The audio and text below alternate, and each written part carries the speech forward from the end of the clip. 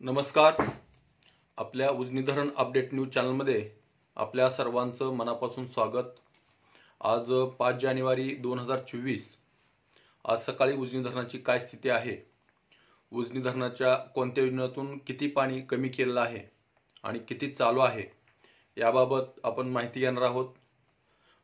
गेले 2-3 दिवसांमध्ये पाण्यामध्ये किती घट झालेली आहे आणि सध्याला उजनी धरणाची स्थिती काय आहे आणि उजनीतून भीमा नदीमध्ये सोलापूर शहरासाठी पाणी कधी सोडण्यात येईल याबाबत आपण सविस्तर माहिती घेणार आहोत.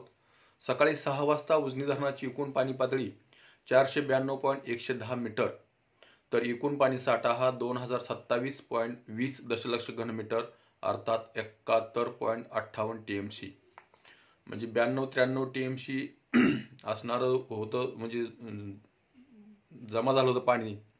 तेवढ्यातनं फक्त आता 71.58 TMC राहिलेला आहे आणि त्यातलाच उपयुक्त साठा हा केवळ 224.39 दशलक्ष घनमीटर अर्थात 7.92 TMC, म्हणजे उजनी धरण आपलं 8 TMCच्या आत आलेलं आहे. आणि टक्केवारीमध्ये बघितलं तर दररोज टक्केवारी घटताना दिसते, कारण 15% आत उजनी धरण आलेलं आहे. सध्याला 14.79% एवढं उजनी धरणाची टक्केवारी झालेली आहे. आणि सोलापूर शहरासाठी भीमा नदीतून येत्या 2 दिवसामध्ये पाणी सोडण्याची प्रक्रिया चालू होईल. त्यामध्ये मात्र आपलं या 7.92 TMC पैकी जवळपास 6 TMC पाणी सोडावे लागणार आहे, म्हणजेच आपल्या हातात केवळ 1 ते 1.5 TMC पाणी राहणार आहे. तर सध्याला उजनी धरणातून सिनामाडा उपसा सिंचनमधून 297 क्युसेकचा विसर्ग चालू आहे. तो 320 होता इतके दिवस, त्यामध्ये जरा घट करून 297 केलाय. तर दहेगाव उपसा सिंचनमधून 120 क्युसेकचा विसर्ग तो कायमच चालू आहे. आणि बोगद्यातून मात्र 250 क्युसेक असणारा विसर्ग तो 200 क्युसेक करण्यात आलेला आहे. खरं तर सिनामाडा उपसा सिंचन आणि दहेगाव उपसा सिंचन ह्या योजना गेले 5-6 महिने झाले, म्हणजे जोपर्यंत उजनी धरण 50% आलं होतं त्यावेळेसपासून ते अद्यापपर्यंत या योजना चालू आहेत.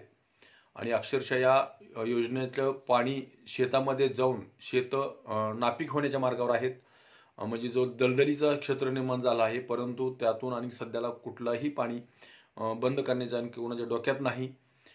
कोणत्या प्रेशर खाली हे पाणी सोडलं जातंय हे सगळ्यालाच ज्ञात आहे.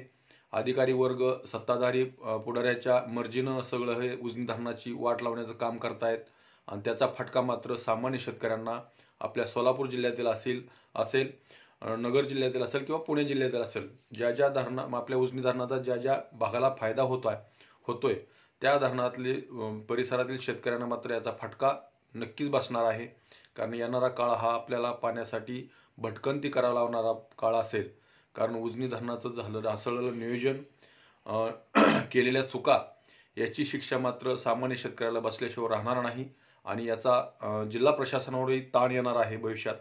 पाणी टंचाईच्या झळा असतील म्हणा, शेतातील पिकं जळून जाण्याच्या मार्गावर जातील, त्यावेळेस शेतकऱ्याच्या यातना काय असतात ते फक्त शेतकऱ्यालाच माहीत. तर अशाच उजनीच्या ताज्या घडामोडीसाठी, ताज्या अपडेटसाठी आपल्या उजनी धरण अपडेट न्यूज चॅनलला लाईक करा, सबस्क्राईब करा, शेअर करा.